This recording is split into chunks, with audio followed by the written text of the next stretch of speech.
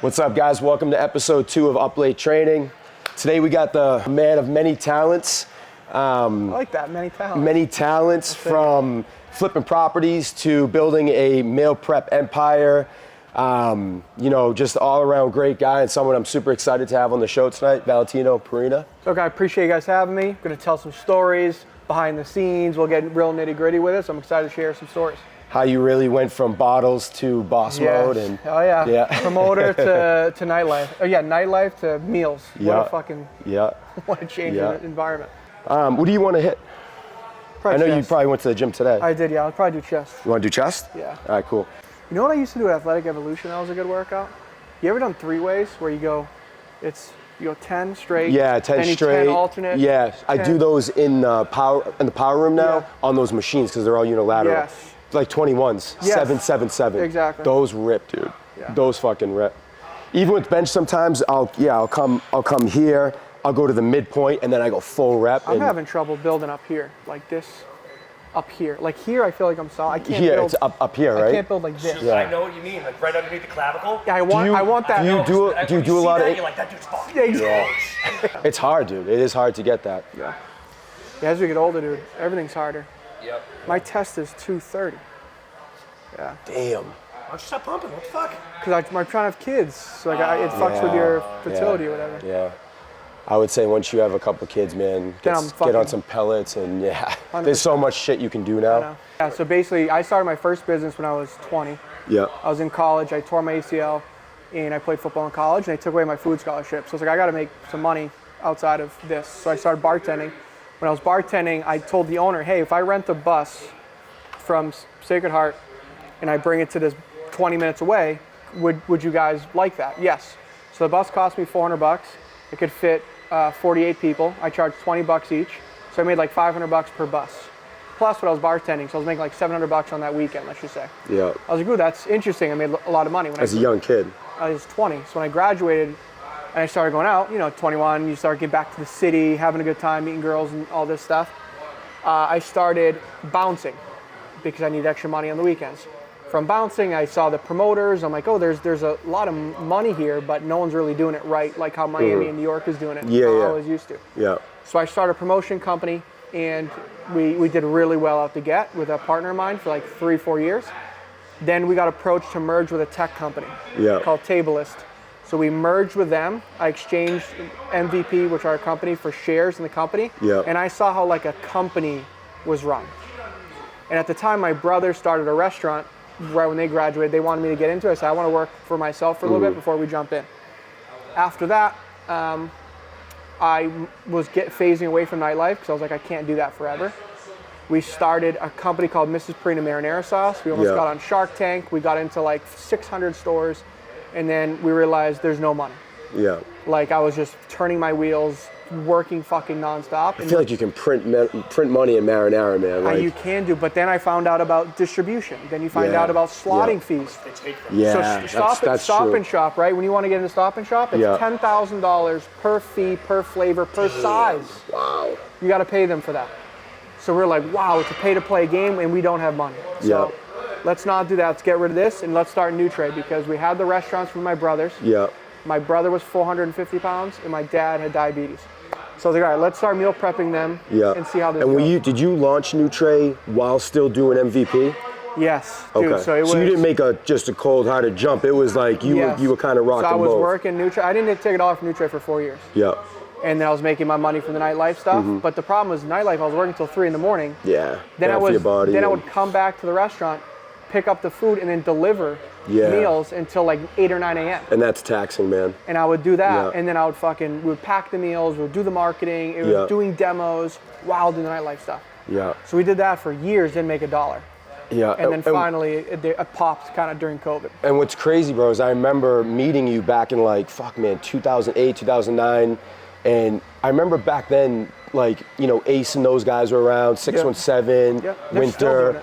Yeah, those guys were still, and those are the guys I was introduced to in Boston early. But then, like you said, man, I felt like there was and I was in Scottsdale, so I knew what fucking vibrant nightlife looked like, and it was stale as fuck. And I'd come home, and then when you came out and launched MVP, I'm like, this is the vibe that's out in Vegas right now, San Diego, and no one else was doing it. So I 100%. Think that's why your fucking nights were filled. And the first night I ever met this guy, man, I was just telling someone the other night, first night I met this guy, it was Storyville. New Year's? It's one of your Storyville nights, I think. Yes. And I come downstairs, and my man introduces me to a Patriots cheerleader. Yeah. Absolute rocket, drop dead gorgeous, and I'm like, I love this guy. That place was huge. But that was the key. So that you realize, even when you're older, right? I had billionaires. So this was interesting that I found out at a young age. Billionaires, right? Yep. Who have all the access in the world, but they had no access to girls. Yep. Because they're awkward. Yep. So these money, all the money in the world, but the only access to get to girls was through me. Yep. Because they couldn't do it. Yep. So I had billionaires and multi-deca millionaires trying to befriend me just because the access I had for females in parties. And I was like, whoa, this is a whole different world. I was doing this to make some money. Now I'm seeing there's and they will spend, and they will spend all night. 100%. Yeah. And then I would make the girls the key is the girls have, in my nightlife experience, the girls have to feel safe and have a good time. So that was my focus. Once I was the person for that, then all the guys would contact me because they would follow where the Of course, their girls absolutely. were. That's how the nightlife games And that's how I became friends with all the athletes, Patriot players, Chris Browns, any artists that came to town, they'd contact me first because they knew my parties were curated. I would take care of the girls and then obviously take care of them on the other side. Yep. And that's when I realized gaps in the market. When you first started with that industry, did you start? I mean, I know you said you were doing some bouncing and bartending. At what point did you see like the real revenue that's coming into these clubs? Because I remember for me in the nightlife, because I started off as a promoter at the door, and then I was a door guy, very similar, bar back, bartender, and I was getting drink tickets, hooking my friends up, making $150, and I was 19, 20. I'm like, this is cool as fuck. You know what I mean? So then I saw the revenue that's coming in on bottle service numbers. I got a receipt one night, and I'm like, all right, so I'm filling party buses to this spot, and I'm making a couple $100 a night, and these owners are walking out fucking 150, 200K nights, and I'm like, no. So I saw the disconnect, and that's when I started fucking shooting my shot with like, hey, I want percentage. Yeah. So there's two things. One, it was a New Year's party. I started working the door, which in the nightlife world, the door is a huge opportunity. And you make a shitload of money. Huge. So I had a scheme. I had an ex-girlfriend that was working the bar, and it was a New Year's Eve. So people would buy tickets, $100 tickets. But I was like, okay, I'm gonna charge $250 for a ticket. Me personally. I'm gonna charge $250 for a ticket, and I'm gonna have them do open bar with my girlfriend at the time, who was a bartender, and I was keeping the money. Yeah. So I had like my first scheme. That's a nice little loophole. Right? So like there. on New Year's, I made it was like $4 or $5 grand. Yeah. And I split it with her, and I was like, woo, that was nice. Yeah. Then I started talking to some of the promoters because they knew anytime they booked a big table, and let's say I was doing security, they would pull me because I would walk them to the door. I would do all the extra shit that I knew that they wanted. Yeah. Then I started asking them, like, hey, dude, how are you making money? Yeah. And they're like, oh, I make 20% here and I make the full door. I'm like, wait, the full door did $4 grand last night. Yeah. He's like, yeah. I was like, wait, but the tables did 20 grand. I was like, you made $4 grand from that and $4 grand from that? 8 grand? I was like, yeah. I was like, and you have 3 people working here? I'm like, yeah. I was like, so you made $7,000 tonight? He's like, yeah. I was like, oh, yeah, you should have never told me that because I'm literally going to take you down the next 6 months. And then I just recruited the best looking guys, the best looking girls, and then we had a run for about 8 years. Yeah. Was it 8 years that you guys really? Yeah. About. Yeah. Now, did you have partners in MVP? I had one. Yeah. And he was awesome until he had some mental issues that he was dealing with for a little bit, and he dealt with that for 4 years. Yeah. And it was tough for me because I was the only one really doing it, and he was really struggling. Yep.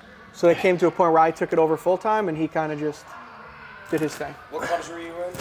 Society on High, Bijou, Storyville, doing places like Coppersmith and Southie, Greatest Bar, Rogue. Then New Year's Eve, bar crawls, all the one-off stuff. We did a game. We did a Game of Thrones bar crawl. We did a '90s boat cruise. Yeah, you guys were always doing fun stuff, bro. Yeah, always. You had to be different. It's like any other business. You look at it. It's cutthroat, man. Yeah. Every bar is trying to copy every bar, and they're booking all the same DJs. Exactly. Same themes. Same themes, yeah. Just take it. Yes, I mean those were probably my funnest years, and like just no stress, dude. When you look back at those years, like you're talking nothing. Yeah. What do you think is like the common thread between all your businesses? You got to outwork everyone. Yeah. and you got to be creative. Like Yeah. you can't just, like meal prep, right? There's a fucking 1,000 meal prep companies out there, but why are people picking yours? You have to be proprietarily different, whether it's on the food, on the menu, or your service, or your delivery. Like you have to be better and different. You can't just expect to just like be run of the mill and get run of the mill. Like you can't be run of the mill and expect extraordinary results. It's just never gonna happen. Yeah. So even in nightlife or any of the other companies we have, like we have to be different and we have to be extraordinary and go above and beyond for the customers. And if you don't do that, you're not gonna retain. So you feel like you follow kind of the same philosophy and mindset with each of your businesses and principles that you've learned along the way? 100%. You can't work with scumbags, dude. Like No, you can't. you can't, man. Your people you work with, you're hiring your staff, like it has to be 100% aligned. They got to buy into your vision. Yeah. 100%. Buy into the vision, and they also have to morally align. Yeah. Like you can't be a scumbag, but like you're a good salesperson and like work with us. Yeah. You can't be a scumbag because I won't work with Yeah. you. You know. Are you pretty selective on the whole staff, whole staff employee Yes. process and really the interview process? Definitely. Are you in pretty much every interview? For not everyone, but it's me and my two brothers. Yeah. Yeah. So they have to go through them, and they're worse than me. So if you got to go through them, then you're going through the ringer. So Your oldest brother, what's Angelo. So he seems he's just a like son the of a fucking the mob boss that He's you a got. son of He's a that bitch. last fucking dude you got to get through. because and- he's seasoned. Yeah. You ever seen like a shark that has like scars and fucking their fins are like half broken off?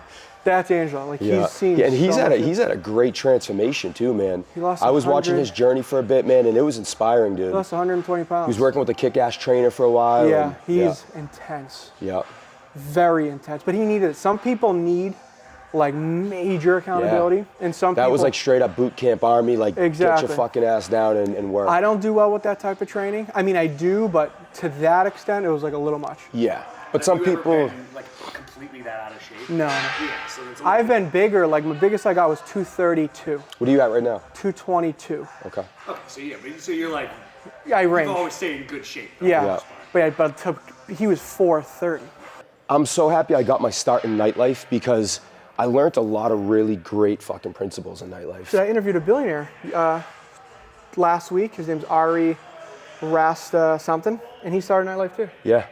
Grutman, nightlife. Yeah. I mean, dude, just the method of communication you Hospitality. learn, yeah, dude, it's Just customer service. customer service, Customer man. service. You know, like, Yeah. how to make people happy. I mean, you got to be Yeah. a chameleon in a sense that you need to know how to talk to billionaires that have the kind of money to spend. You need to know how to talk to door guys. You need to know how to talk to owners. You need to know how to talk to clientele, Security. how to talk to girls. Like it's really it's one of those things, man, and not a lot of people get that. Like, you see some of these promoters out there and they don't understand. Well, because the main, when you think of a promoter, you think of like a douche. Yeah. Because there's two reasons you go into promoting. One, to make money, or two, because like the girls and you like Yeah. that life. Yeah. If you're in it for the money, do it the right way, you're usually a great person. Mm-hmm. But if you're in it for like to look cool and the ego and shit, But then most of you're them are probably out there, losing. they're taking shots, they're drinking, they're not networking, they're not getting I business barely cards. drank. Like, yeah. I you barely can't. drank. You can't. I barely you can't. drink. I think that's what also gave me a little bit of an edge. Yeah. 'Cause the I mean, you're the girls- host of the night. Like, people are looking at you for that good time, man. So Yeah. I would read the temperature of a room right away. Like, is the music right? Is the sound right? Is Yeah. are the lights right? And if not, I'm going and talking to the light guy. Like, hey, didn't that one in the back? Like, I was super fucking analytical about all that because my nights needed to be a perfect vibe. And that's why people kept And coming the best back. restaurateurs know that, like Nick Verano. Yeah. Great host. He looks great now too. He Yeah. does. He lost a shitload of weight. Yeah. But it's good because when you go to his place, people go there because if he sees you and you're with a date, he's gonna send you your limoncello shot. He's gonna send you the dessert. He's gonna make you feel like you're the fucking coolest dude ever with the person you're with. Which is so important. And if you can do that in a business, I mean, that's Yeah. why people go to you. Yeah. And I can translate that to my gym because I make these kids and these athletes experience fucking world class. You have to. 100%. You know what I mean? That's the only way you keep them. That's the longevity game right there is how do you keep a kid from 9 years old and how do you keep their family in your place for so long? You got to keep them competitive too, dude. Yeah. Like I remember when I was at Athletic Evolution, our group stayed together for 7 years. Yeah. Similar to how this was. And we were just so competitive. Yeah. But that's the what made us beauty of get it. scholarships. If we Yeah. didn't have that, we would have not gone that hard. It's like if me and Stanley were side by side doing a workout and he did 2 more reps than I did, I would die. before like losing those 2 reps to him. Yeah. And that's what got a scholarship. You know, it's like that stupid shit. Yeah. Yeah, absolutely, bro. What'd you do? 10s? 10, 10, 10s? I did, yeah. That was fucking hard, though. Yeah, I was gonna say that was a fucking ripper. I was doing the last 3. I was like, holy fuck.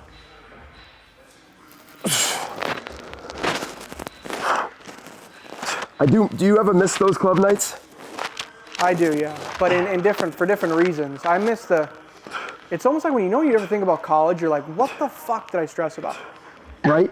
You're like, what was I even bothered about? It was like a vacation. I looked at those years as like a vacation. I had no worries. You know, I was making so much money, no expenses. I lived at home. You know what I mean? Like, my mom was cooking me food out there. I know. Why the fuck were we stressed? I know. Yeah, what could what you was that- what was possibly? that- what- I was in Arizona State, like, stressing sometimes over what? Like those dude? nights that I was Over like bugged out. For what? I know. And now you think about the problems you face today, Oh and my it's like, God, dude.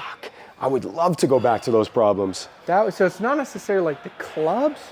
It was more the mindset, like that child mindset of like almost ignorance. Yeah. Like just so like nothing could go wrong. Yep.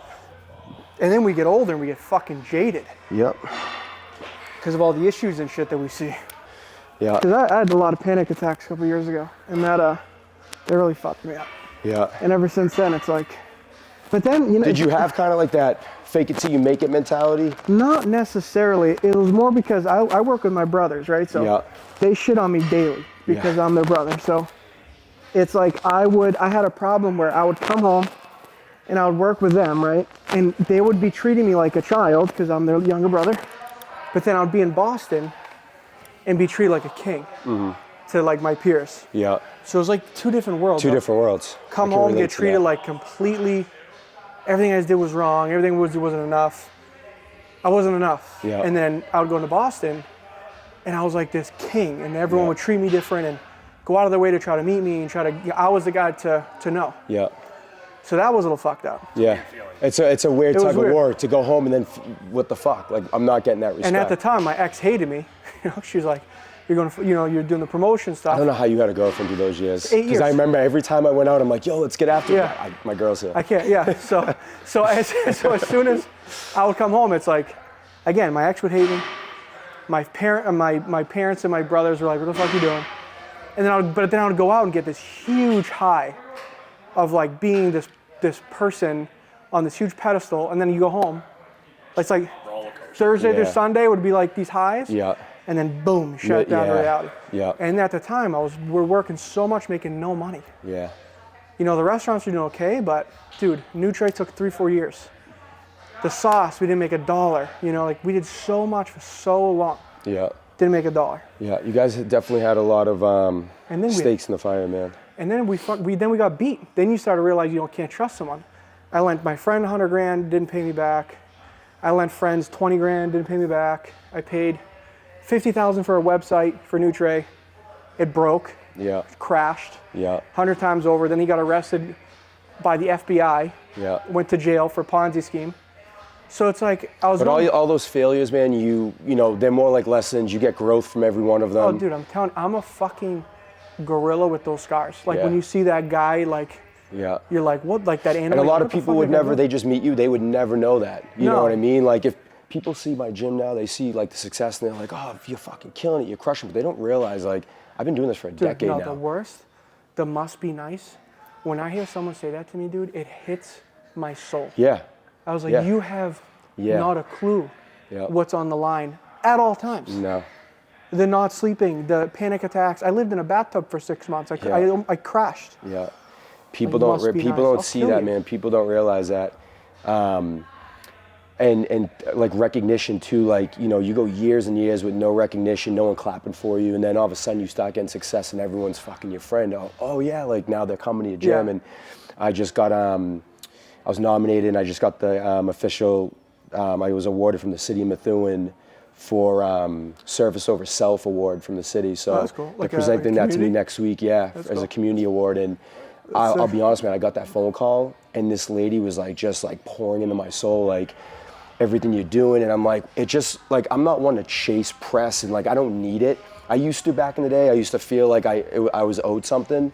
and entitlement and shit. But now, like, I got that call, man, and I teared up. I'm like, just to feel like I'm finally, after 10 years of pouring my soul into this, I'm like, it's finally fucking being recognized. Right. And it doesn't happen overnight, man. There's been years where I'm like, what the fuck am I doing? Like, am I wasting my time? I'm not making money. Days, nights, you know what I mean? weeks. And even today, man, like, you can't take your foot off the gas, bro. You can't That's do what people don't understand. If you're not 10 steps ahead, you're going backwards. 100%, man. Like, if you're not thinking 6 months ahead, like, we have to hire 2 people. We don't have to hire someone right now for the specific role for Nutre. Yep. But we're hiring because we know in 6 months we're going to need to. So we're 6 months ahead, 6 months ahead, 6 months ahead. So you have 8 A players and 2 B players and 2 C players. You need to replace your 2 C players in the next 6 months or the next 2 months. So he's really calling the shots, and you're just Well, fucking... no, he's telling us, and we're doing. And now I'm at a point where I'm running the meetings. Yeah. So now it's like offboarding. Yeah. Dude, it's crazy. And if you're in a staff meeting and you're on the bottom of that totem pole, it's so embarrassing. They almost fire themselves. Yeah. I remember when I was with Anheuser-Busch, I was in the sales and branding team, and I would go to these meetings, and I wasn't the guy whose name was on the board, but my team leader was, and he was always on the fucking bottom, bro. And I'm like, that's gotta be so embarrassing. I was embarrassed for him. Yeah. Like, and they're getting called out like fucking crazy, dude. Yeah. But it holds you accountable, man. It's like, all right, I gotta make a change, or I'm gonna fire myself. It changed everything. Because there's so many broken systems, man, and like... Dude, it's impossible. I try not to micromanage, but then I'll hire a manager, I'll hire a front desk manager, I'll hire a director. That's for my summer camp. I just hired a new summer camp director. Knowing the guy, I'm assuming his wife's going through some pretty big health problems, so that could be the case. But there's no excuse why no call, no show. Yeah. But I'm paying these people salaries, and I'm like, what the fuck? I'm doing your job, and I'm still paying you. Exactly. And it's frustrating. See, dude. that's what it identifies. If you start to do someone else's job, it brings all that to the table, No and shit. it has these wicked. So would I have to pay the 20? No. So you can do it really without it? Yeah. Okay. No shit. But I'm definitely looking into that. It was the best ever. How long did it take to really learn it and 30, educate? 30 days. No shit. That's not bad. Right now we're on everything is. Almost set. That's not bad at all. Well, right now it's like we're either going to die or hit our projections. Yeah. There's no other way.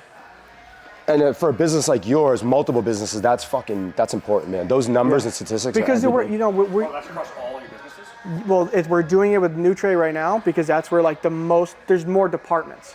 There's marketing, there's service, there's logistics. There's so many different departments. Yeah. So it's like bringing everything together. With restaurants, there's really 2. There's like back of the house, front of the house. So we're implementing it with that loosely, but Nutre, it's like very aggressively. Because we've never done the business we're doing with Nutre. It's weird. It's like one day you blink and you're like, what the fuck? Our numbers are what? So like we've never swam in these waters. So we're like, we don't want to fuck it up and try to get ahead of it. Talk about your restaurants a little bit. I freaking love this kind of platform. Yeah. So the restaurants, I fucking love the restaurants, but it's hard for me to talk about. I can talk about it. Is it a good date night spot? Yes, dude. Beverly. Yeah, So even good. Toscana Beverly is like the most sneaky date night spot ever. But I'm gonna take Taylor on her first date. I'm a Peabody kid, so like. Yeah, I can't. It's hard for me to take credit for because Lucha Ange really built it, and I supported it, and I know everything going in and the outs. Like I'm in all the meetings, but I can't take credit for it. Lucha Ange. Every time you post it, it looks fucking fire. Yeah, they built the restaurants, and what's good about them is my dad is like he's Italian, old school, so he loves it. Yeah. It's like a passion thing for my dad, and it's for my brothers. They like doing it, but my dad, dude. It gives him something to do, and it's like the best thing. My dad makes wine. He's old school Italian. Oh, really? Dude, that is like his fucking glory. Like you go down in the basement and he's just down there, the music's on, the bread's out, and he's fucking going at it, bro. And he'll talk to you for hours down there. So the key that I see at Toscana's is neighborhood spots will always be good. Like I think like it'll always win against like commercial 100%, franchise bro. places. Absolutely. Big believer in that. 2, pricing is massive. We always give overvalue on the food at a decent price. So you don't when you leave at a place, you're like, wow, I just got hosed. Yeah. I just got fucked, and that was not worth it. You'll never feel that way. You leave Toscana's, you're like, I got enough. Yeah. And plenty. I have takeout, I have food to bring home. So that is huge because that's recession proof.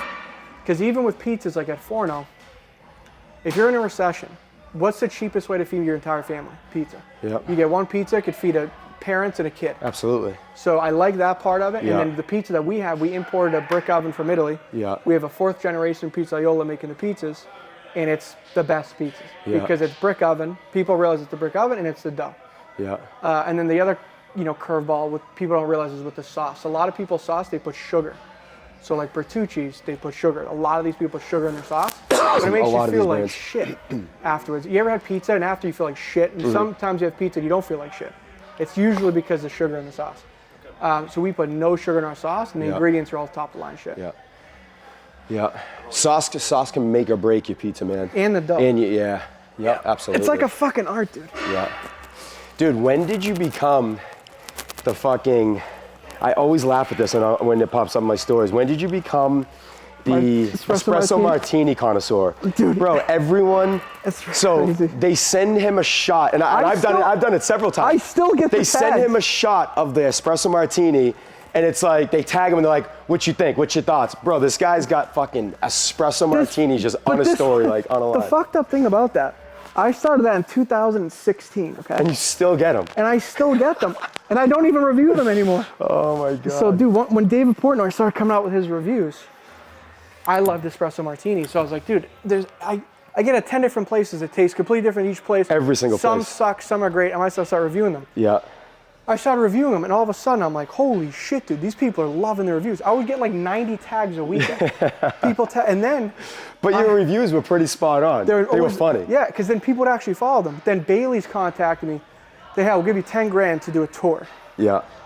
And at the time I was doing nightlife, and I was going out, and people were recognizing me for the martinis, not the sauce, not the restaurants, not MVP. Content. It was fucking the espresso martini. The espressos. I said, I'm done. I'm not doing this shit anymore. I can't be known as like the espresso martini guy. Like I do so much other shit. I'm like donating to fucking, like homeless people and shit. And I got known as espresso martini guy. I'm like, I can't do this. So I stopped. But it was, dude, looking back, I probably should have just kept it going. People were doing 90, 100 tags a week. Yeah, you were on a rampage with those. But who doesn't love espresso martinis? No, they're fucking great. I love them. I pioneered. And you're so right.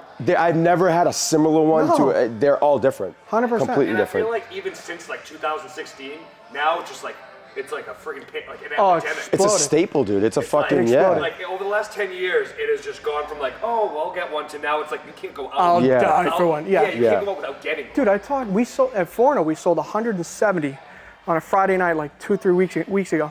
I talked to Joey DePasquale at Brico. He told me how much he sold in espresso martinis. I can't give the figure. It was like, what? Wow. I feel like what? mixologists, that's the first drink they're curating when they get into your bar. All right, we're gonna make the badass That's espresso why people martini. like pizza reviews though, because again, you go to 100 different places and they're so different. Yeah. And my palate is different than your palate. Some like crispy, some like this. Yeah. Espresso martini, same thing. I like it black. I like it no Baileys. I like it extra frothy. Creamy guy. Creamy. Really? Yeah, me too. Pussy, right? Yeah. Really? Yeah, me too. Sounds gay even saying it. You like him creamy? Yeah. Got it. All right. Make our way out to the weight floor. Yeah, let's do it. You know what's the thing I realized these past 2 years? How important your partner is. Like whether it's your wife, your husband, dude, in business. My wife and my fiance right now, dude, she is like the best thing. She's in with you, bro. Oh, dude. She's like you as a chick. She was gonna come here. Same fucking mentality. But she's so feminine. Yeah. I didn't realize how important that was. Like she's so feminine. So important. Dude, like I'm masculine, right? So she's like that soft landing. The water, bro, yeah. That the guys like us need. So when we go home, it's like you go Like a traditional woman. exactly. Yeah. You go into war mode when you're in business, and you go home and you have this soft landing. But yeah, dude. When people ask me, I got a message the other day. This 24-year-old. He's like, what advice do you have for a 24-year-old kid? You know, trying to get into this, trying to get into that. Say it, put your face to the camera. Yeah. And I was like, dude, listen, focus on yourself, 100%. Dial in yourself, get your blood work done, get in the best shape of your life. Yeah. You know, make a relationship with God or whatever your God is, like get spiritually dialed in. And then when you are ready, you got to find the partner for you. Yeah. Don't rush it. So important, bro. But you have to, don't rush into it. Yeah. Because so many of these 24-year-olds are trying to rush into. Yeah. Don't rush into it. You're gonna know when you find the one you're like, I can't live. Yeah. I can't see a life. It makes such a without difference in your life, Dude. man. When you have that fucking rock and that support, and they're preaching your dreams to you, and like. And when you're single, dude, it's distracting. Yeah. When I was single for a couple of years, it was so distracting. I don't like being single, bro. I fucking hate it. And now I'm 40 and I'm thinking, I'm like, dude, I got to go back through this whole that's what my friend's thinking right fucking now. process, bro. I don't want to do it. Yeah, but. And how else are you? I mean, I'm not going on dating apps. Yeah. So I'm gonna have what? Go back into Boston into the fucking nightlife. Not for nothing though, dude. The date. You want me to add another one? Throw another one. Not for nothing though. The dating apps. They might not be. They might not liked them. I liked them because. I mean, I met my ex on Hinge. Well, bro, I didn't go out. For 3 years, I did not go out. Yeah. So how are you gonna meet someone if you don't go out? No shit. So I was on Hinge. I met a bunch of people. They just weren't my people. You know what I mean? They wasn't my person, but it was a good way to get out there, meet. Do you struggle at all with like slowing down? I used to. So I used to until that's a big essentially one for me. my fiance, like, I realized the best thoughts and the best business I've ever thought of is when I was at peace. Like when you're at your most tranquil state, you're in your flow state, that's when your ideas, you start to think more clear. If you're always go, and you're not taking a moment to like think clear, your brain is like a busy room. It's like it's filled with all this mess. Yeah. So you can't think clearly because your thoughts have to go through this crazy busy room. But as soon as you're like slow down on vacation or with your wife or in the hot tub or whatever you're doing, all of a sudden that busy room starts to clear out and these new thoughts happen. And you're like, wait a minute, I didn't think about that problem that way. Yeah. Or I didn't think about that solution this way. And all of a sudden the best thoughts start coming when you're on your wind down. So once I could justify to myself that it's best for me to wind down, then is when I started accepting the guilt of doing it. Because I'm like, it's best for me. I feel guilty winding down, but I know for sure it's what's best for me. Yeah. And you can't burn both ends of the stick, man. Like, you know what, it gets bad for me that I'm so in my mind. Like at night, I get into bed, my mind's racing. I have a hard time shutting down. I'm a night owl. Me too. I get my most creative time late at night. I will literally wake up and I'll start writing shit down. Though? Because I think it's nightlife. Yes, but it's because it's and you're clear. Because during the day, there's so much going on, so much stress. There's so much inbound. You got to talk to this person. All of a sudden, you're at night, and you're thinking, I just brushed my teeth. I just reading my book, and then you have nothing that's coming in. Yeah. And then these new. And now the creative's firing, and now you find yourself fucking writing new business plans at fucking 1 a.m. and you go down a rabbit hole, and then you know what else too, bro? Is like, I was driving not too long ago, probably about a month ago. I drove somewhere far, probably about an hour.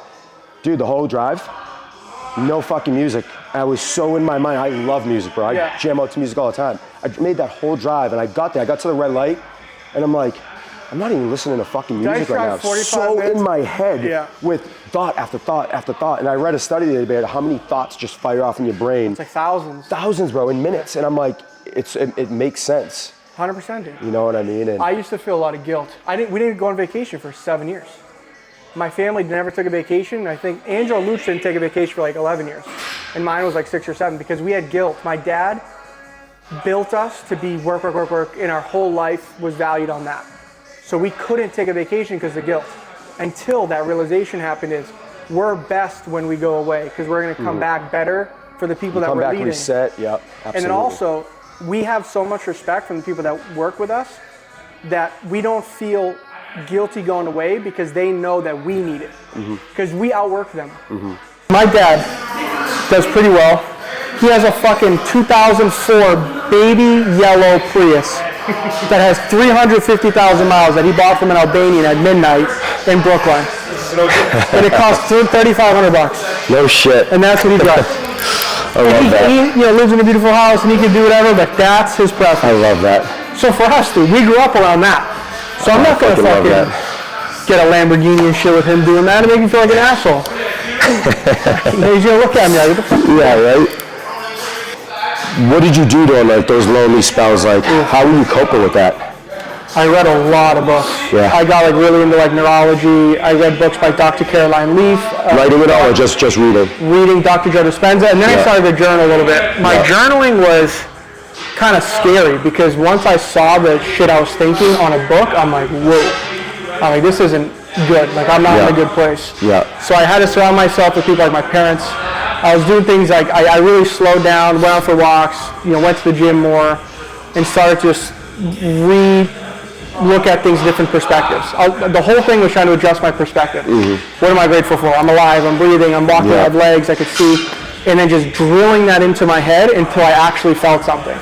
Until like 7-8 months down the line, I woke up one day and I was like, you know what? I'm alive, I'm good.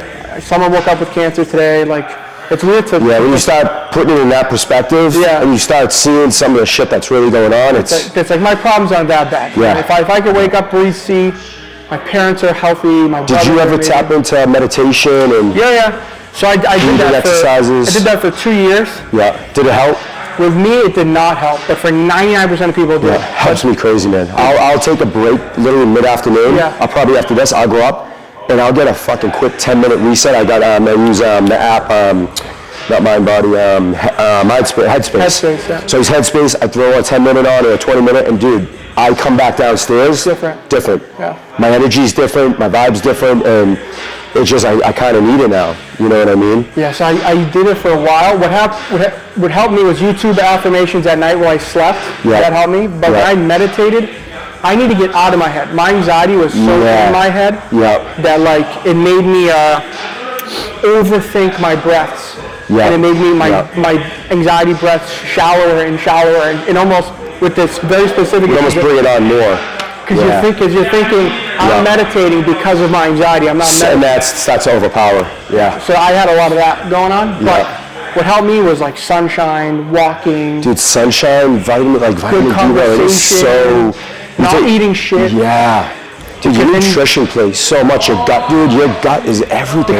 Because the confidence, bro. When I feel like a bloated piece of shit, dude, it's like I feel shitty. Because I'm so hard on myself. I'm like, why the fuck did I eat that? I feel like fucking shit. It's my fault. Yeah. I can't blame anyone. Like I did that to myself, you know? Absolutely. I went to Richardson's at fucking 9 at night. I have such a sweet tooth, bro. I fucking hate it.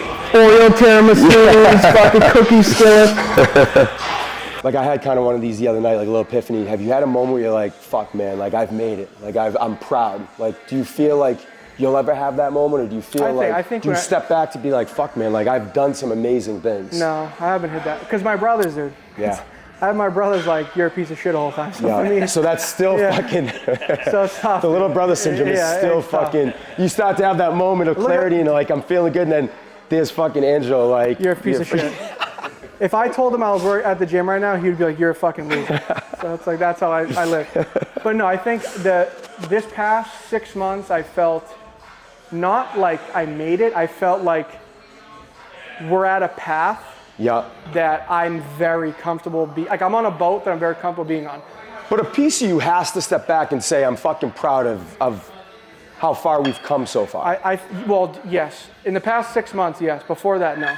Past 6 months, because we hit certain numbers that I never thought we would hit. Yeah. And that's like what gave me that aha. Because we worked, dude, for 4 years. Every day, didn't make $1. Struggling, dude. Until it was my birthday, and I went to Lucha and Angie. I said, dude, we have 1 more year of this. I can't do it anymore.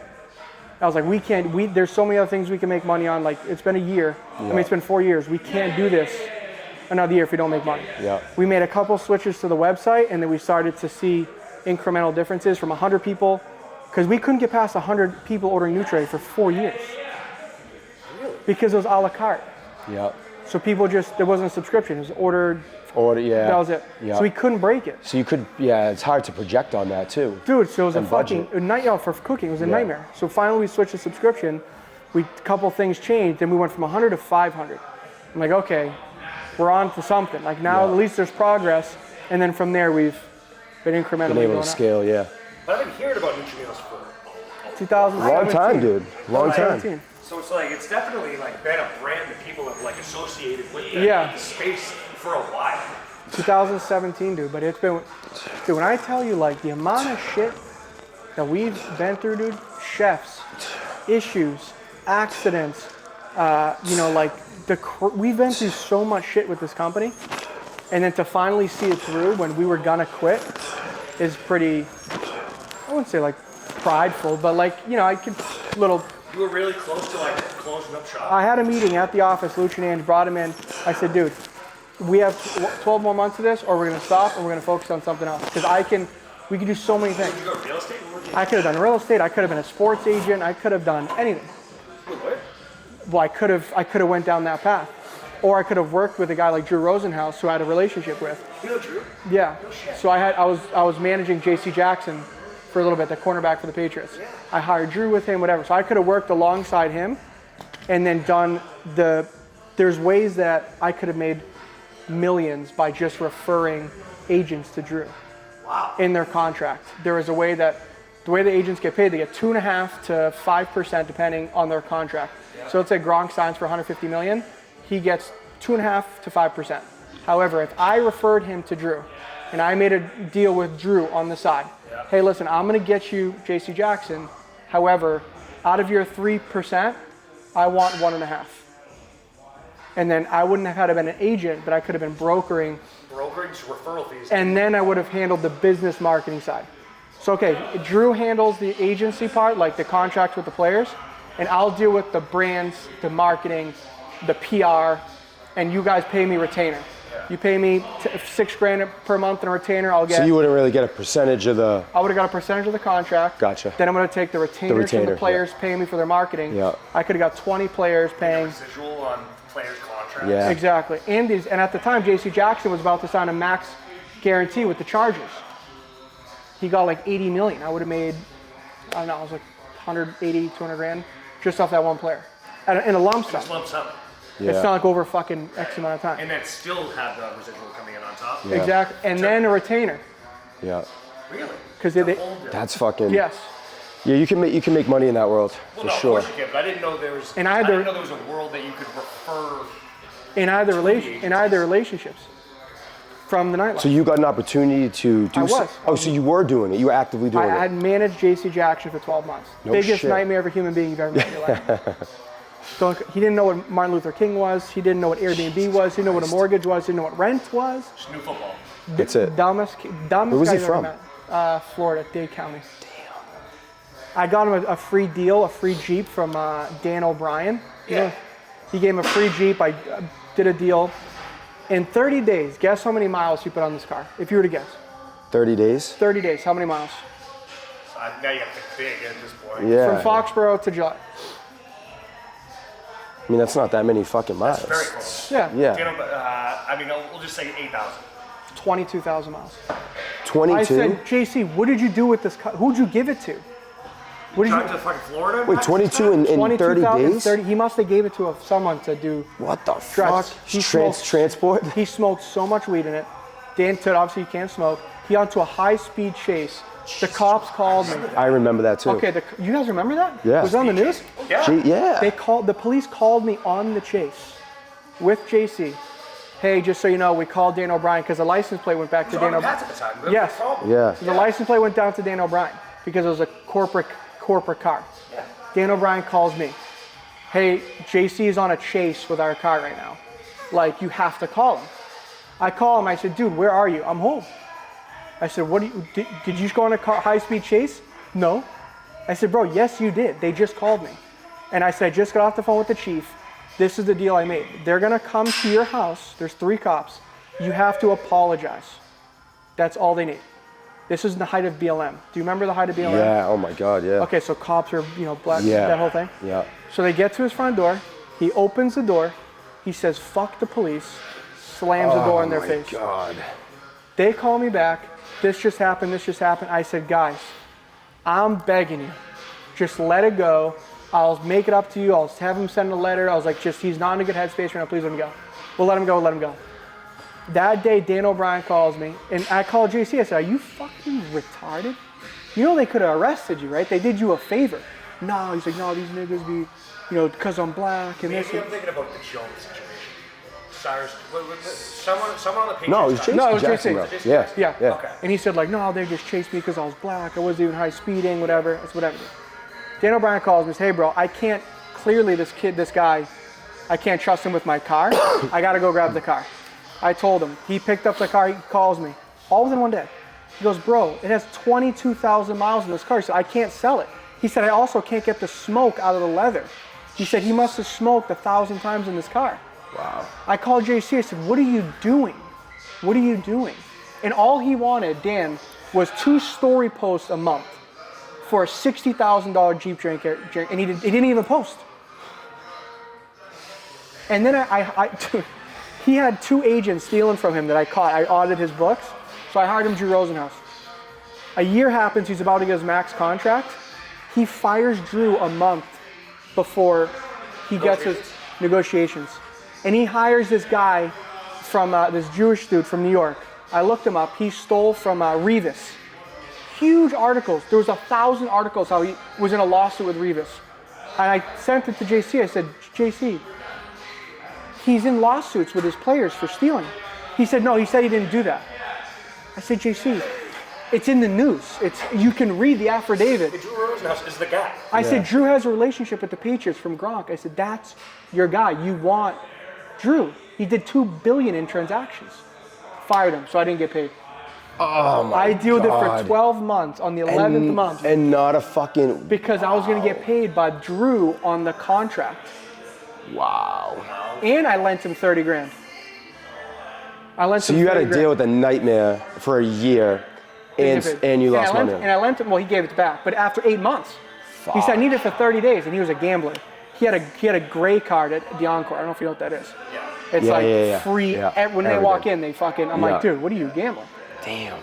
So he fucking, dude, I was so pissed. And then the Chargers max contracted him, and after a year, they cut him, and they still had to pay him. But he was so bad. Yeah, he's gone now, right? He was at the Patriots, and then now he's nowhere. Yeah. Dude. What a fucking dude. Nightmare. He's a pretty talented guy, too. I mean, The most, dude, he was Mr. INT. That was the guy. I mean, dude, it's like Aaron Hernandez, bro. You have the world by the balls and everything you could possibly want, and you're just fucking being a gangster. He would have been a second-round draft pick, but he had a fucking armed robbery. He got kicked out of Miami. Yeah, He fucking went crazy, to Maryland. bro. You know who's a good dude? He was just training here last winter. Was Marcus Jones. The best. Yeah, he was in here, dude. Super fucking humble, respectable, just nice guy, dude. I met him through Jonathan Jones. Yeah. I know Jay Jones for a long time. Yeah. But so at the time, I had the opportunity. All these guys were rookies. Jacoby Brissett. Yeah, that whole batch. All right, Tina, we're gonna take a little walk. Yeah. I'm gonna get some rapid fire questions, and I want you to answer. Okay. All right, we're gonna start with some entrepreneur questions. Let's go with people who say I want to start a business but never do anything. Scared, fearful. They'll be filled with regret. That's what immediately comes to my mind. Fear. They're too afraid to do it. Soft. Okay. Let's go with entrepreneurs who sell memberships but never sold anything. Anger. I want to fucking slap them. The the course gurus. Yeah, it's such a sin because they rip off so many people, dude. But yeah, it's a joke. They're fucking losers in my opinion. All right. How about, let me get a good one here. Course gurus are crazy. That's a crazy one. Let's go with startup founders who quit after 3 months. That's a tough one because I stopped the business after 2 years, and some days I thought maybe I should have stopped sooner because I wasted so much time. 3 months is just not enough. At least a year. You're cutting yourself short if you do it for 3 months. You can't even prove a concept after 3 months. At least a year. 3 months is you cut it way too early. You sold yourself short. Absolutely. Way too soon. Yeah. Fuck, man. 3 months, I was just still learning what my business plan even meant. That's what you don't even know what it is. Yeah. 3 months, you're not even proving the concept yet. It takes at least a year to figure out the lay of the land of whatever business you're in. You can't. 3 months is too short. Way too short. You're gonna like this one. Crypto kings turned into Airbnb bros. I wish I understood crypto, to be honest. These fucking people, I don't know how they make so much fucking money with this shit. I don't know. I mean, the Airbnb stuff, I'll tell you right now, is a dying field. Dying. The only strong are gonna survive in that world because there's so many that flooded the market and they bought with inflated values. and they'll never cover their nut long term with these high interest rates. Yeah. They're gonna wipe themselves out, and only the best Airbnb monsters are gonna stay, and the rest is gonna wipe themselves out. Crypto shit, my advice, because I don't know it, if you don't know something, don't fuck with it.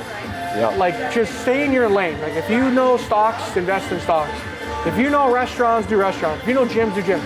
As soon as you start investing in shit you don't know, and you invest in money that you're not willing to lose and you lose it, it's just your own fault at that point. Just don't put your money in something you don't understand. And I lost 350 to 400,000 in a crypto scheme and in a gold scheme. Because I didn't understand it looking back. So you did jump in a little bit. Everybody did. Yeah, I know. But this was a fucking full-blown Ponzi. It was a gold fund, this whole fucking thing. I lost 350, 400 grand. But again, if I could tell myself back then, don't fucking put your money in something you don't understand. That was a huge mistake. Let's go into relationships a little bit. Yeah. Latinas. Tougher conversation to handle. We need to talk, or we need a new investor. We need to talk, or we need a new investor. Well, I've never had it. Well, I've had one investor for something. We had investors that we did it in a real estate deal, and we had great experience with them, so I didn't have any like bad whatever. But I talk with my wife all the time about, let's talk with my wife. I'd rather bang that one out. Let's just fucking chat. Let's just get this out of the way. That's the easier conversation, in my life at least. How about trying to date while running 5 businesses? As like a single dating man? Yeah. Before wifey. Very distracting, super distracting, because you're trying to juggle, you're trying to display yourself to someone, and you're not all there because you're thinking about something else, and you don't want to divulge too much into your business, because then you don't want that person to think all you talk about is business. You also don't want them to know you have money, because you don't want someone to fall in love with you for money. So it's like this weird fucking balance. It's very distracting. You're way better off just but finding someone that's a perfect puzzle piece. Yep. And being like your partner in crime, and then everything's just way more easier. Every weekend trying to find new dates and on Hinge and on Instagram, it's so distracting, and it doesn't serve you, I guess. For me at least, that was my experience. So this one might be more so for your relationship with your brother than your girl. Yeah. But when they say you're always working out, like it's an insult. I mean, and my brothers, if I work out during a business hour, like between 9 and 6 p.m., I'm a pussy to my brothers. If I work out at like 5 a.m. or like 9 p.m., then they're okay. But if I work out any time during that time frame, I'm a bitch. So for me, they want me in the gym, but if it's during that time frame, I'm a pussy. So I have to go before or I have to go after. Okay, I like that. And then your girl's obviously pretty much going to the gym with you in the mornings?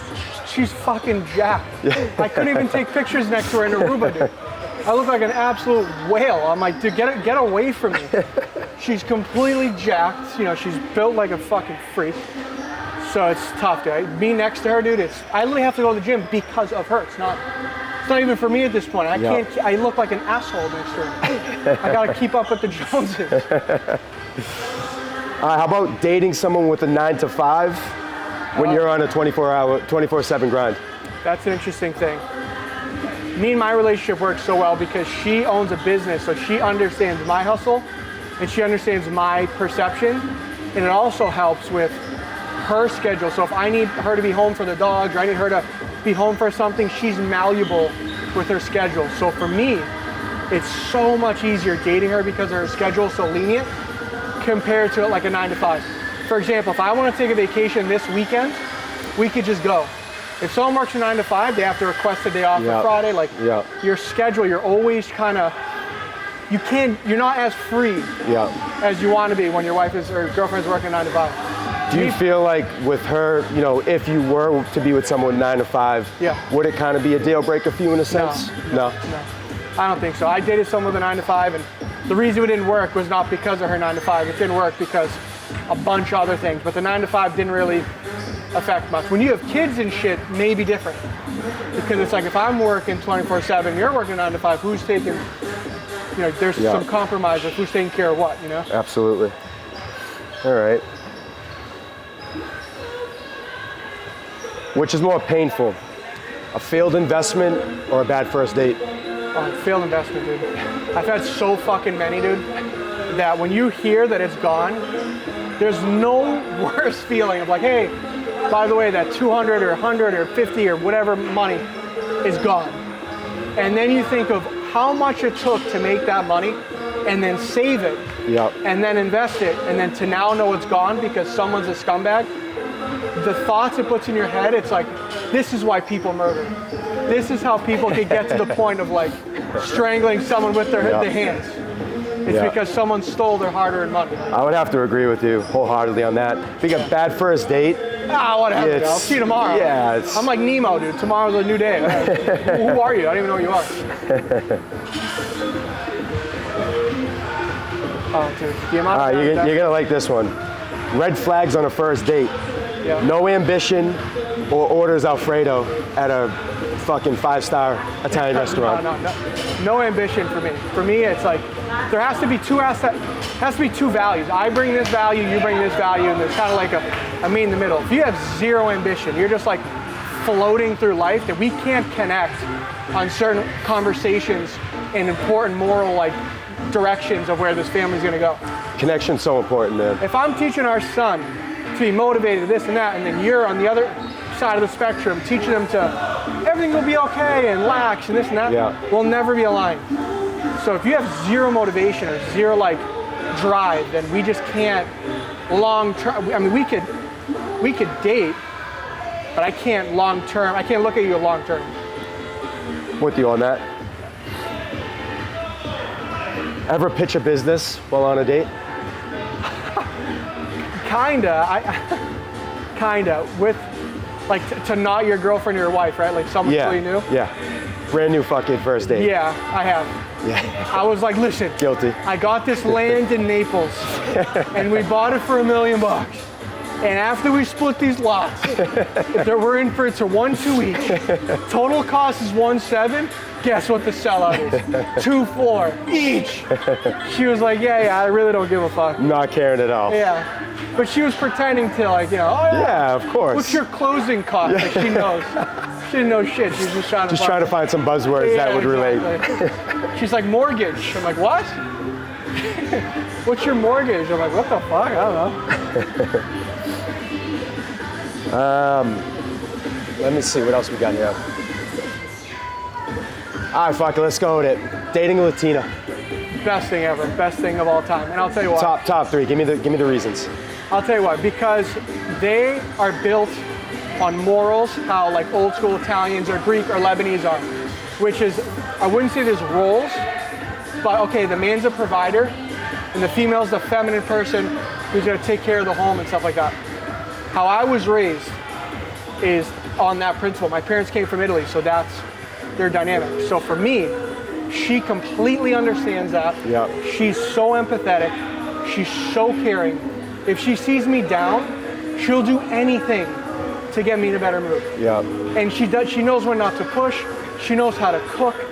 She understands like. So even though the different cultural differences, that you guys still share that same kind of family. Yes, dude. Yeah. And she understands and she values me. Yeah. She values I'm a provider. She values that I take care of her no matter what. Are your families close? Very. So her family's all here? So her mom is from Peru, her dad's from Spain. And she does not have a big family. She has her parents here. So they just like absorbed into my family. Because it's me, my brothers, my parents, so they do everything. So like right now her dad's at my house gardening with her. Oh shit. But like that, even that, like they garden. Yeah. They're at my house, but it's like, awesome. Because you don't, nothing against, American girls and stuff, but you don't really see that. No, their culture, and they appreciate what we provide, and I appreciate what they provide. We have a soft landing, very empathetic people, caring, loving, and then physically, obviously, they're the most beautiful women on the planet. Yeah. So, I mean, that's obviously a plus. How's everybody fights? Is that still a So what brand? I heard was the main owner had a falling out with the investors. The guy Frazier was it? What was the boxer's name? Frazier? Was it Joe Frazier? Joe Frazier. Was that the guy, the son? Yeah. Yeah, so he owned it. And then there was a big falling out. And then, That's a franchise, right? yes, Yeah. but they owned it. Like he started the franchise. I got you, okay. So he had like 3 here, 4 here, and then he had 1 in like DC. So he branched out and he gave it, or something happened where there's a new owner, guy Dave Bergeron, maybe? I think is his name. He owns it and it does well. The one in Seaport kills it. The one in Salem fucking died out. Yeah, the one in Salem died. They're There was like, another one in, you guys might have already been there. It's like LFG, I think. yes, LFG Fitness. Yeah. Have you guys been there yet? I have not, but our old GM at the restaurants works out there. Gotcha. Which was so weird. I texted him. I texted the guy, I said, hey, can you get me a conversation with that guy? Like, I want to see if I can get that gym as a partner. He responds and goes, 6 years ago, you like said you were going to give him meals and you didn't give him meals 6 years ago. And now he doesn't want to partner with you guys. That was his response. Wow. I was like, that was 6 years ago. That's crazy. Dude, who fucking holds a grudge for that long? No shit. What kind of fucking human are you? That's crazy. I know, what the hell? What the fuck, dude? So what would you say is like probably the biggest misconception about you Me? that you think people might have? Maybe that I'm like arrogant or like cocky. When I was younger, people who knew me in the nightlife days thought I was cocky because I probably was. But I killed my ego like 4 or 5 years ago. So there's like a... You almost have to be a little cocky and overly confident in the nightlife game. Yeah. So I think the people who knew me then and now haven't seen me since then probably still have that stipulation that's who I am, but I don't give a shit. I used to want to be in the limelight and like make money and have this huge house. I want to live in I want people to not even know who I am. I want a ranch with like a horse. Yeah. Like I don't give a shit. You want to be John Dutton, bro. Exactly. Yeah. I don't want people to know who I am. So I think the conception was back, people who knew me then now may see me now, may think I'm this arrogant kid like when I was in my 20s. When you're in the nightlife and people automatically relate that to douchebaggery, and right. It took me a while to even like from the nightlife, and then I modeled for a bit. So people thought like this kid's got a fucking huge ego, he's cocky. And dude, I never had an ego ever. I never really had a problem with that, but because of the nightlife, you had to put on a certain mask. You had to wear a certain mask and have a certain persona to yourself. Right. You know what I mean? And so I think that's probably the big one for me is arrogance, and then maybe like my intentions for things. Like I really don't need all this like I don't need massive things. I'm a kind of like a simpleton. Mm-hmm. I don't go out. I'm a homebody. Like I don't do much. So people may look at my social and think that I like go out or care about Rolexes and this, but I really, truly don't give a shit about any of it. I just want like peaceful. I want a good relationship. I want a family. I want to take care of animals, rescue animals, give back, and leave somewhat of a legacy that's down the road. Someone's like, hey, that guy wasn't too bad. Yeah. I feel like you got to have animals, man. I know, dude. At some point, we got to have fucking animals. Fucking crazy I found out the other day? You know, it was like the biggest suicide rate in the country is from farmers. I did hear that. I have heard that. But I would think it'd be the complete opposite. Right? Because like you're happy, you're with animals, you're giving back. You're on a tractor all day, you're fucking like... And outside. I don't understand it though. I don't get it. Doesn't make sense. It was a huge rate, like a crazy rate. I'm like, I'm trying to, be around animals because I think that's where there's this purpose and you find... There's therapy in it, bro. Exactly. I mean, that's why people come back from war. They get paired up with horses and shit like that. Yeah. But yeah, dude, I would love... My goal, dude, is to have a liquidity event and just give a lot of time and effort to rescuing animals, pit bulls, horses, cows, and just give back. Like I don't want to do... If I have to do a liquidity event, dude, I just want to save my money, get a small house somewhere, and just give back as much as I possibly can. So you talked a little bit about investments earlier. What do you think's what's the dumbest thing you've ever invested in? I can't wait to hear this. There's a bunch, dude. The gold I got fund quite could a have few. been it. We lost it was again, between there's something called the EIN loan investment. Yeah. It was this and this gold fund. Between both was probably around $350,000, $400,000. Might have been the dumbest thing. It was a complete Ponzi scheme. But we did it because 4 of our friends did it. And they got their money back. And do your brothers typically invest with you? Everything's a third. Yeah. Our investments are all thirds. Yeah. So you guys got fucked on that. Oh yeah. Yeah. When was this? 3 years ago? 2 years ago? Yeah. when everything was really booming in that world. And you just swallow it. Yeah. You're like, you gotta be kidding me. Can't do anything. No. And then we had another pretty dumb one in Indianapolis. We invested in this developer down there who, again, I had a friend of mine who was doing it for 9 years, never had a hiccup. During COVID, his whole operation shut down, and we lost 350 grand with him. Damn. But again, it was a risky deal. We were getting like high interest on it, and it was just anything that's too good to be true is too good to be true. 100%. Every time. Absolutely. Even staff members, dude. When you interview someone and they're telling you like all these things, Yeah. like these crazy accolades, You know right away. So good at interviewing. You can sniff that shit out right away. I'm like, all right, dude. Bullshit. Yeah, that's a big one. What's something that drives you today that really didn't back then, you think? Animals, dude. As weird as that is, I wanted a liquidity event because I feel like I could do so much, but I can't because I'm not liquid enough. Yeah. And as soon as I get liquid enough, I can put a lot of attention on things that need attention. Yeah. And I do see you posting a lot about that. Seems Yeah. like you're super passionate about it. Yeah, like there's that. There's two major issues that really bug me. The dog world of like pit bulls not being allowed in certain buildings. Dude, Denver, the city, didn't allow pit bulls. You have a pit, right? Yeah, didn't allow pit bulls in the cities for years. Certain apartment complexes still do not allow pit bulls. Like, they're no worse than any other dog. It's like you either allow dogs or you don't. They're fucking nicer than any dog, Exactly. dude. They're the best dogs. So that shit pisses me off. Yeah. And there's so many in shelters And and there's too many people buying from breeders over shelters. That's a Yeah. problem. And the other big thing I see a problem with is the veterans. Yeah. There's 22 veterans dying every single day of suicide.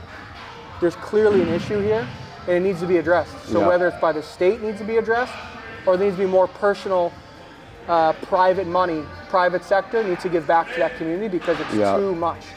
And I feel like you guys do with Nutra. I see you, really posting a lot Yeah, about first responders and shit. Yeah, and that's big, man, and that's meaningful. It's impactful. I mean, you guys are taking money out of your business to really fucking help people out, man. Dude, at the end of the day, you have these people who fight a war. They sign a piece of paper to risk their entire life for a cause that is the United States of America and the Yep. freedom.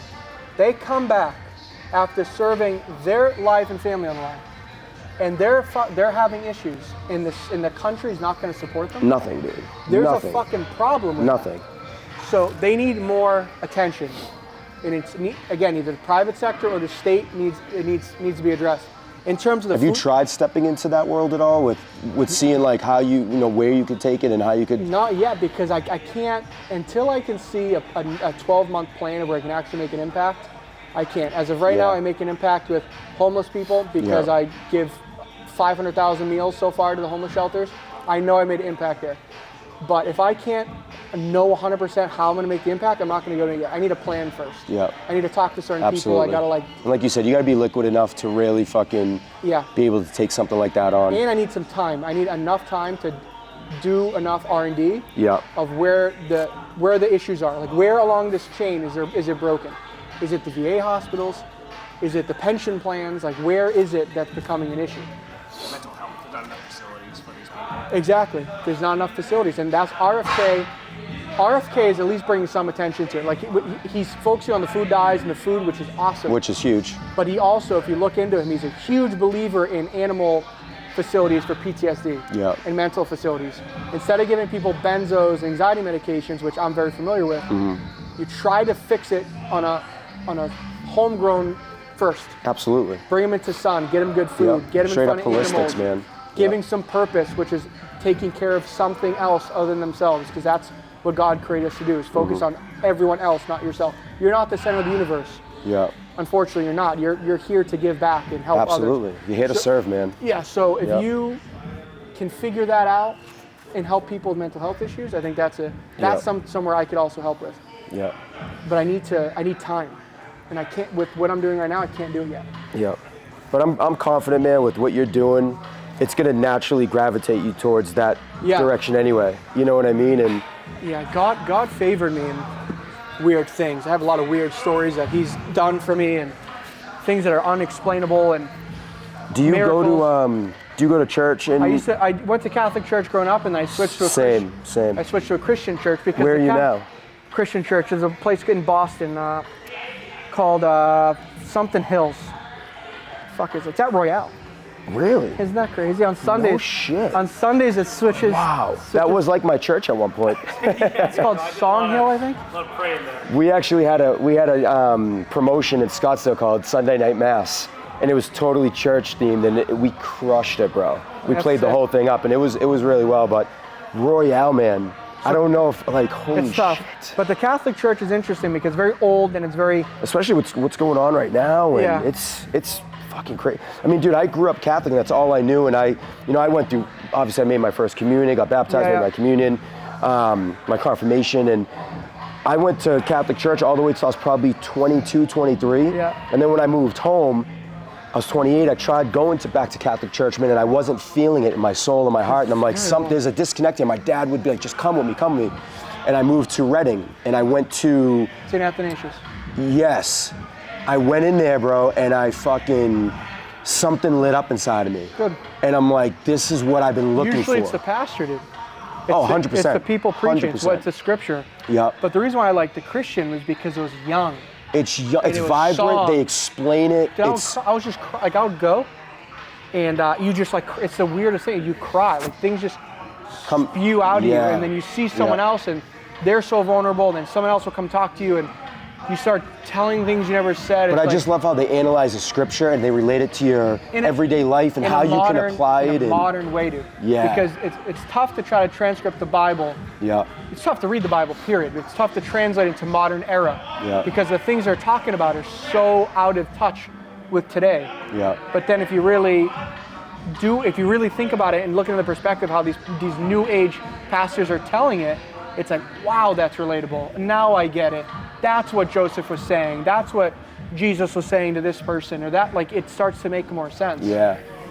I'm at Calvary Christian now in Linfield, and I fucking am so in love with that church, man. That's great. It's just such a good community, and I mean, it's kind of a hike for me. I drive. It takes me 25, 30 minutes to get there, but dude, it's worth it, man. Now I got Brax coming with me, and he's in Catholic school because I won't put him in public school. So I'm like, I'm gonna pay the money because I need him in private school right now. Yeah. Just what's going on in the public school sector right now, it's So my not brother good. had his kid. Someone was a little girl. She was like 7 or 8 years old. Was saying that she was identified as a cat. So you need a litter box in the classroom. In the classroom. So how does your son come home? Explain to me. Hey, Josephina, I have to meow at her, and during lunch we And have that's our not peanut even butter. made up. That's real. We have our peanut butter and jelly, and she's sitting in her fucking litter box. How do you explain that to a young kid? To a young kid. No. Dude, Salem High School last year, shit you not. Salem High School had Salem's tough. Mom tried suing the school for not putting a litter box in the girl's bathroom because the girl identified as a cat. Tried suing the school. At some point, I understand inclusiveness, I do. And I feel for people who are going through those struggles. But at the same time, you cannot allow that shit to get into the kids' heads at that age. No. It's hard for grown men to conceptualize what's happening. Yeah. For as a child, it's too much. Yeah, absolutely. It's too much for them. But again, you have to feel for these kids like that are really going through that. Like, that sucks that they think they need to identify as a cat or whatever. But at the same time, it's too dangerous. But at what point is a 7-year-old not being... Exactly. That's directed by the parent, It has to. 1,000%. If my kid's 7 and he comes down in his dinosaur costume from Halloween and says, I'm going to school, it's like, no, dude, you're going to put your clothes on and... And my son comes, I identify as a squirrel. No, you're not a squirrel. Yeah. You're a boy. Yeah. And we're going to talk through this Yeah. to explain that you're a boy, not a fucking squirrel. I will say I'm starting to see less of it now. Yeah, We all know why, but Yeah. I mean, at some point you got to draw the fucking line, man. Yeah. Some point you have to. It's unfortunate because you alienate a certain population, but at the same time, there needs to be something that protects the greater good. Yeah. Which is a joke like 10 years ago. You're going to identify as a cat, but like now we actually have to. Yeah. Actually, accept it. Actually really accept this. right. Yeah. All right, my last question that I always like to really ask entrepreneurs, one of my favorite ones is, what advice would you give to a 22-year-old Valentino? Myself? Yeah. Re-give to myself? Or even just a kid who's was in a similar type of situation you at 22. Yeah, don't be so naive. If it's too good to be true, it's not true. It's probably not real. put your head down, focus on yourself, stop comparing yourself to other people because you're on different paths and different lanes. You don't know what's going on behind the curtains. Don't get impressed with people on social media. Don't get impressed with people that you first met because, again, you don't know the demons that they're struggling with behind closed doors. And just focus on one or two things and see that through, and then it'll work out like in the end. But just focus on yourself. I was so focused on like, wow, this other guy makes so much money. On the wrong things. This guy is killing it. What is he doing? Playing the comparable game. Yeah, comparing myself to someone else. It's like it's two different worlds. Yeah. And social media sucked for that because when you first got into social media, you were comparing yourself to everyone, man. And it's everyone's highlight reels, and that's it. Yeah, people wouldn't know that I lived in a fucking bathtub for 6 months and had panic attacks and had to move in with my mom because like I was so fucked up. Like no one knows that shit. But they will look at me and be like, I wish I was you, or people would message me and I would feel like, I want to respond and be like, dude, no, you don't. Yeah.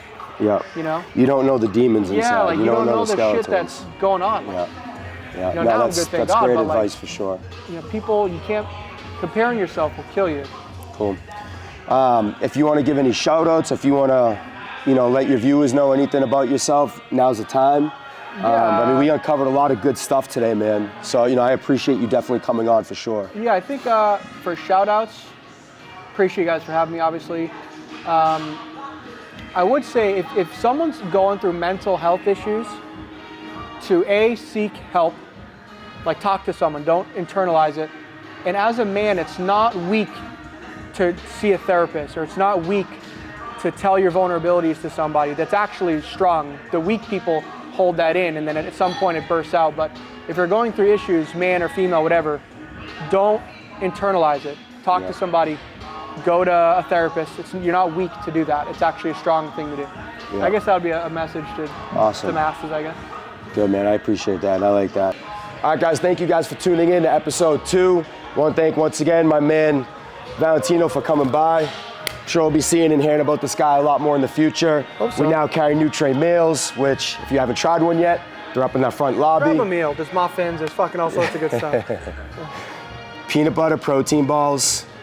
Have you tried the Almond Joy yet? Crack. The Almond Joy ones? I don't think so. No. You gotta try that one. I'm a big fan of the coconut. Yeah. The peanut butter. Yeah.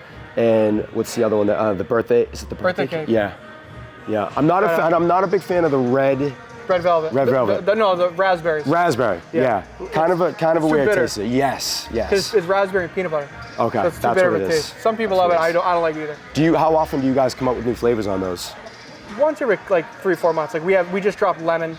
Yeah. Lemon coconut just dropped. Dude, those are hot. As soon as the peanut butter one comes in, they're fucking gone. I got a lady now that as soon as Monday morning, they're fucking gone. I'm like, yo, start putting one of those to the side because they're going fast. But yeah, man, thanks again, and excited to keep working together, brother. Sure. Awesome.